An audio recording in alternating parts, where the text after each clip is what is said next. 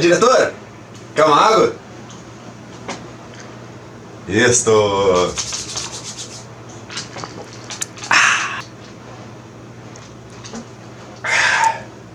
Fala pessoal, Vitor Matheus Sigotti, canal de brasa no calor escaldante desse final de ano em Porto Alegre, vindo fazer uma coisa que eu tava planejando há muito tempo, que era a lista dos meus 10 discos preferidos por ano dessa década que tá acabando.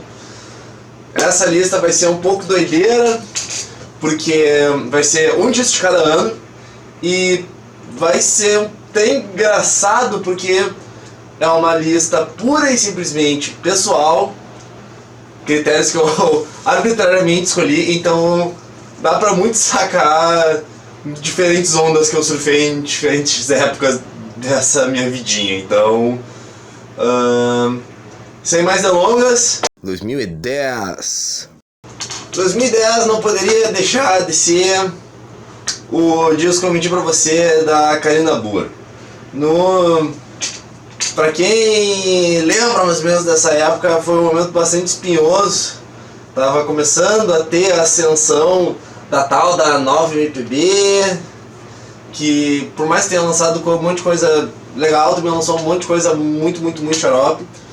Mas esse disco de estreia da Karina foi muito marcante pra mim na época, porque a produção de disco é super colorida, super interessante, as canções são ótimas, tem as guitas que foram gravadas pelo Edgar Scandurra.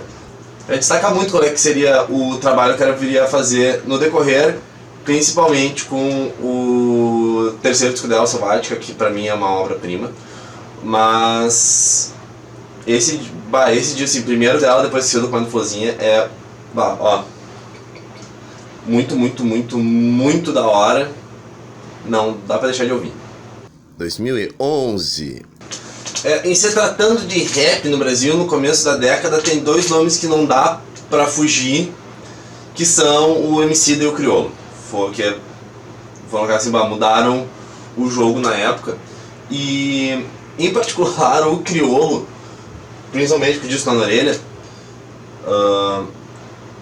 chegou e abriu para um público novo pro rap. E tanto pelos samples muito criativos que ele escolhe no disco, a diversidade sonora que aparece ali,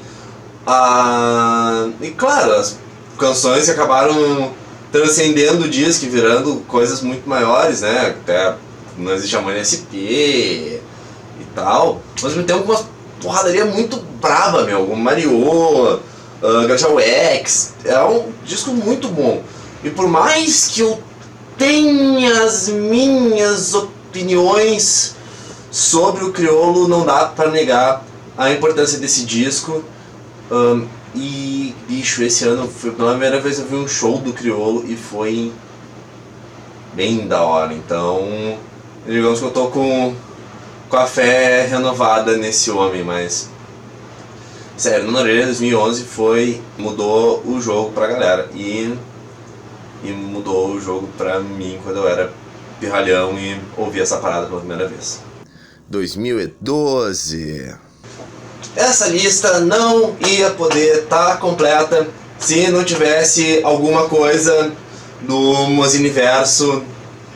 E, bicho, o 2012, Índico Calheiro do merda, meu Deus do céu.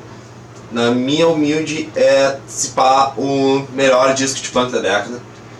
É rápido, é brabo, é doideira, tem música em português, em inglês, em japonês, tem das coisas mais sérias, as coisas mais patife, é muito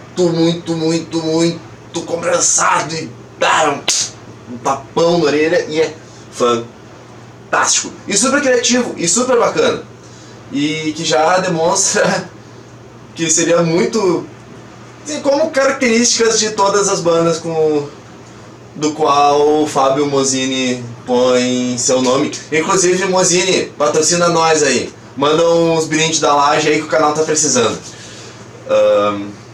Mas sério, sim, sem patifaria. Esse disco, pra quem gosta de porradaria, pra quem gosta de pancão, hardcore, brabeza, esse aqui tem, ó.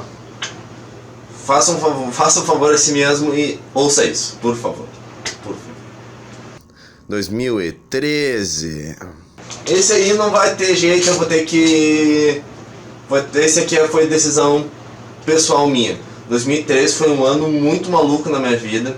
Foi o ano que eu passei na faculdade, foi o ano que eu voltei a morar no Rio Grande do Sul. E foi um ano que muita coisa mudou na minha vida. E muito de tudo isso foi embalado ao som do Foi no Mês que Vem, do Vitor Ramil.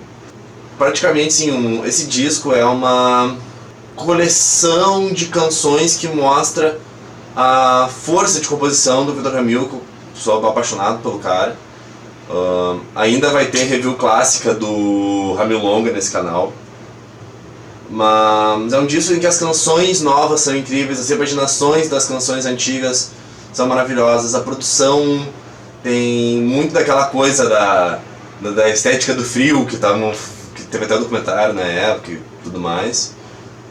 Mas é um disco muito bonito, muito bonito. Assim, esse disco é uma aventura, ele é um disco muito longo, mas assim, é um bom disco pra ouvir no final de tarde frio, quando tu tá sozinho em casa, sábado, sem ninguém pra ver, e tu tá pensando na tua vida, e provavelmente deve estar chovendo lá fora, então tu passa um café ou uma térmica de café inteira, senta num lugar quieto e ouve, porque esse disco é uma viagem que vale bastante a pena. 2014, cara, hoje muito se fala que o emo tá voltando, o emo tá na moda de novo, mas assim, dentro do espectro da emosfera, já muita coisa boa está sendo feita há muito tempo.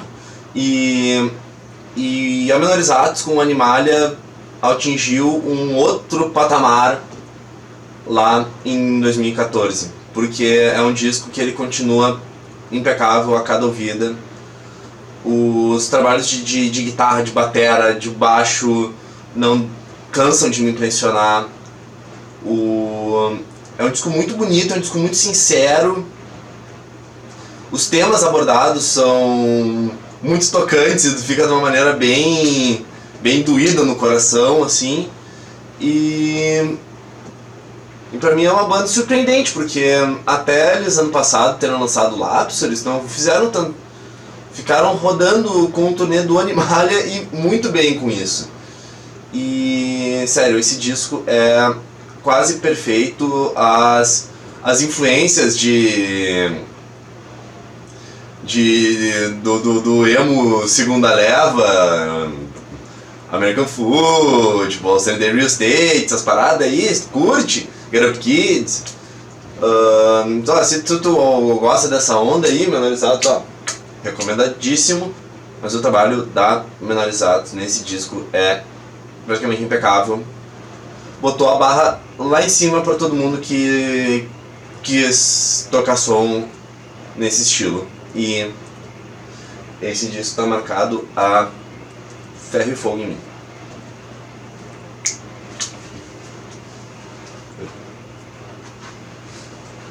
« 2015.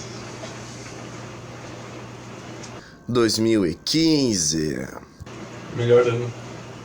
Por que melhorando? Ah, dançando a Bill.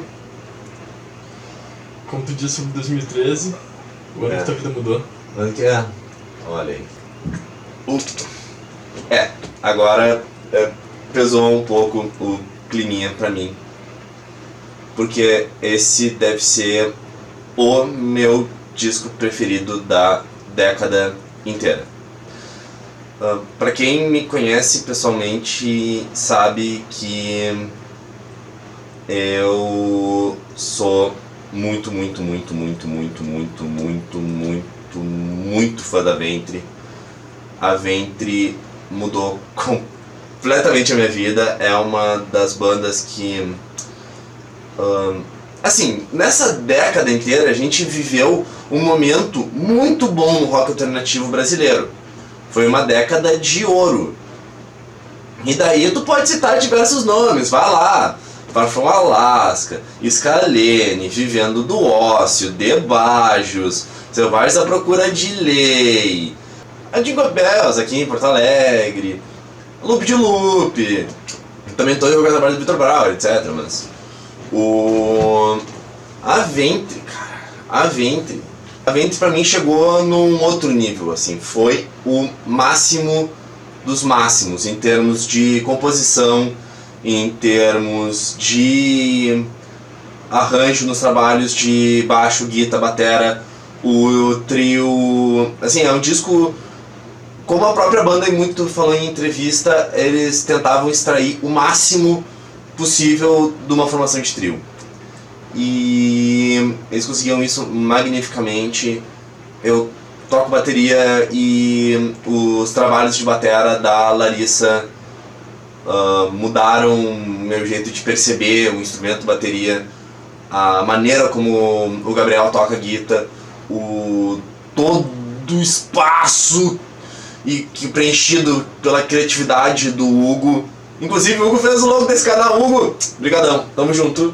Temos que se ver no Rio de Janeiro um dia, seu doido. Mas sério, esse disco foi lançado no final de 2015, praticamente 2016. A produção dele foi uma loucura, foi gravado cada pedaço num estúdio e ao mesmo tempo todo esse Frankenstein foi montado de uma maneira que fica extremamente coeso. Eu não sei... Sim, é facilmente um dos discos que eu mais ouvi na minha vida inteira. Até hoje eu lembro do dia em que a Ventre acabou, entrou em hiato. O EP de encerramento que eles lançaram ano passado é impecável, mas eu encaro muito a Ventre como um pulsar, assim, o fim da Ventre continua trazendo coisas novas. Os trabalhos solo do Hugo são muito legais. A Larissa tá para lançar o AIE, que é o projeto eletrônico experimental dela, que é fantástico. Tem 2 singles online já e são maravilhosos. Tô esperando muito o show dela aqui em Porto Alegre, caso tenha. Larissa, desembola assim pra nós, chega aqui. O Gabriel tá tocando com o Lenin, tá fazendo disfunção tudo. Eram 3 personalidades muito grandes que continuam sendo muito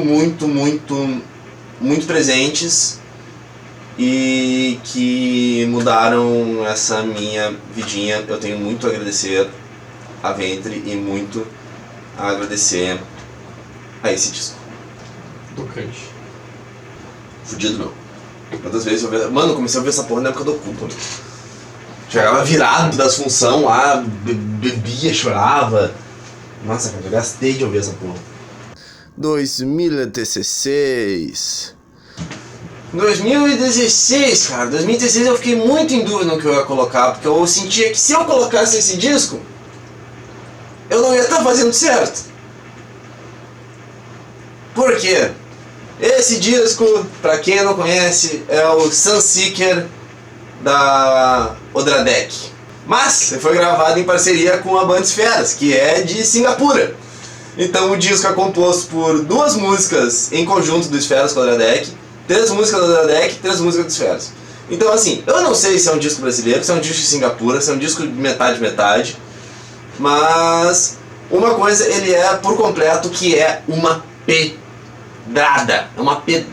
velho.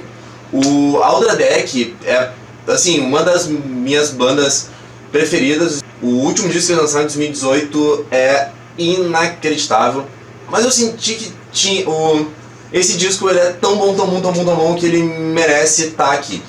Porque as fusões de math rock com umas influências mais pesadas, com uns barulhão assim, é um disco de rock instrumental, poucas faixas sem vocal, mas bicho, é inacreditável o nível de porradaria que os caras atingem com isso, meu. E a produção assim, ó, cristalina, assim, maravilhoso de ouvir. Pra quem é dessa pegada mais porradaria, ouçam o Sunseeker da Outra Deck para ontem. E ouçam tudo da Outra Deck. Tudo da Outra Deck é fudido, cara. Tudo da Outra Deck é muito bom. Eu tive o prazerzaço de ver eles abrindo o Dodgers esse ano em São Paulo. E foi um dos melhores shows que eu vi na minha vida, velho. Na moral, cara. Tá que pariu, cara. Ouçam da Deck. Pelo amor de Deus. 2017. Essa década do 10 foi uma década inestimável pro rap no Brasil. Porque, sinceramente, muita coisa muito boa saiu. Muita coisa excelente saiu. Teve uma renovação muito grande na cena do rap brasileiro.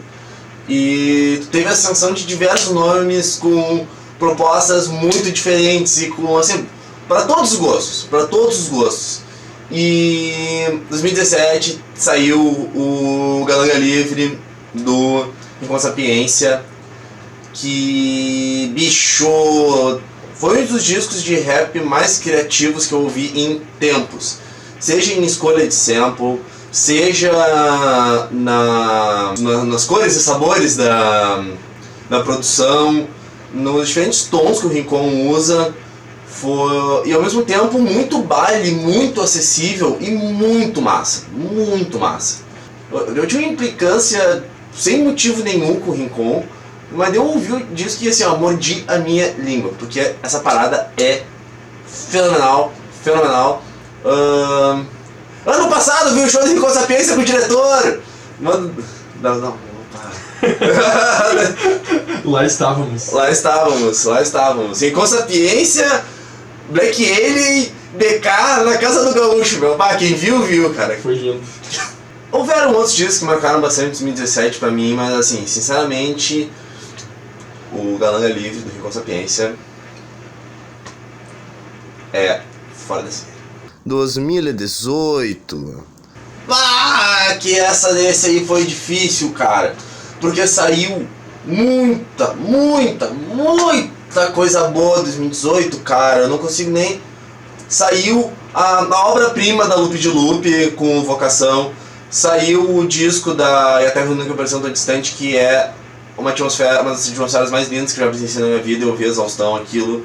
Saiu... Em termos de metal, foi um grandíssimo ano que saiu o Downfall of Mankind, da Nervosa, e o último da Crisium, que tá uma destruição. E no punk tu teve o retorno dos pedreiros com o Deu Trago no Teco Teco, que é muito massa. Mas... sendo assim, ó, frio e calculista. 2018 foi o ano da Tuyo. A Tuyo, trio curitibano, a melhor coisa que saiu de Curitiba em muito tempo. Conseguiram fazer... Por favor, esse disco, Pra Curar, da Tuyo, é inacreditável em termos de produção, de criatividade, de boniteza das canções. É, assim, fora de série. Que é o mesmo que eles conseguem fazer essa fusão de uma parada pop, uma parada muito triste, muito sentimental e ao mesmo tempo com uma roupagem super futurista. Assim, resumindo, é um disco muito criativo, muito interessante, muito bacana e, sério, é uma experiência inenarrável o que eles apresentam nesse trabalho. 2019.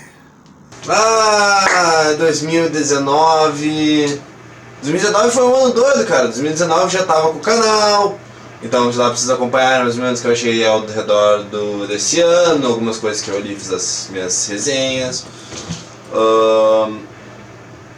O ano em que eu tô me formando na faculdade, por isso que eu não postei muita coisa, estava fazendo muito CC.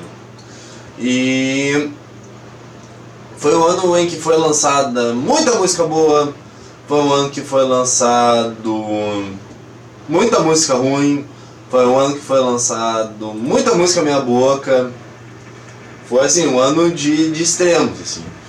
Mas foi um ano super interessante. E não dá pra negar que esse ano foi coroado pelo Abaixo de Zero, Hello Hell, do Black Alien. Na época que lançou o disco, tinha recém começado o canal, eu não tive tempo de fazer, de organizar a resenha, fazer a função e tudo mais.